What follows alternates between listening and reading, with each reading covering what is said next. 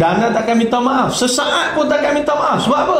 Kita bela orang Islam di Singapura. Soal tudung 20 tahun lebih mereka berjuang. Hari ini kita bercakap soal tudung, mempertahankan syariat agama milik orang Islam. Itu bukan campur tangan kepada hak eksklusif negara mereka, tapi ini campur tangan dan kepedulian pada orang Islam yang kita takkan berhenti cakap. Allahu Akbar. Apa arti kita jadi pemuda PAS kalau takut nak cakap tentang agama Allah, nak pertahankan saudara kita yang lain, nak jadi bacot dan pengecut? Pasal duduk dalam PAS, keluar daripada PAS. Allahu Akbar. Kerana kita ada amanah pada agama ini.